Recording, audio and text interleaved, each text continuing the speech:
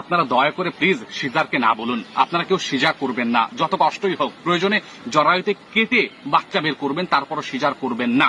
আমি এরকম অনেক শত শত পুরুষ দেখেছি, শত শত পরিবার দেখেছি, তার যৌনটা, তার সেক্স সুন্দর করতে সে সিজার করে নিচ্ছে, তার জরায়ু দিয়ে বের করবে না বাচ্চা। এটা কেমন হয়ে গেল?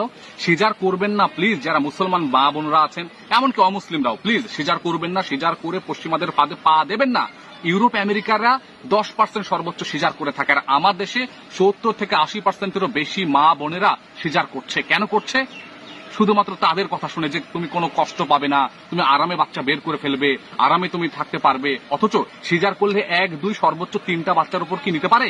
নিতে পারে না। এর দ্বারা তারা পশ্চিমারা আমাদেরকে সুন্দরভাবে নরমাল করে ফেলেছে সিজারের ব্যাপারটা, যাতে করে আমরা সিজার করি, আমরা আমাদের মা বোনদেরকে প্রতিবন্ধী করি এবং তাদেরকে ভারী জিনিস তোলা থেকে ব্যর্থ রাখি, অথবা তাদেরকে এদিক দিয়ে এজেন্ডা ঢুকিয়ে দিয়ে তাদেরকে প্রতিবন্ধী হিসেবে আকারে প্রতিষ্ঠিত করি। এই প্ল্যান তারা করছে।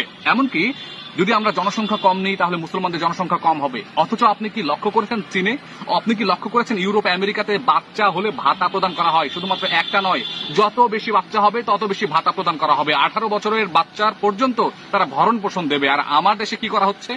আমার দেশে কন্ডোম কথা বলেন, আমার দেশে জন্ম নিয়ন্ত্রণ পিলের কথা বলেন, এগুলো আমার দেশে পুশ করা হচ্ছে, ফ্রিতে দেওয়া হচ্ছে মেডিকেলে। অথচ তাদের দেশে ফ্রি তো দূরের কথা, তারা অনেকে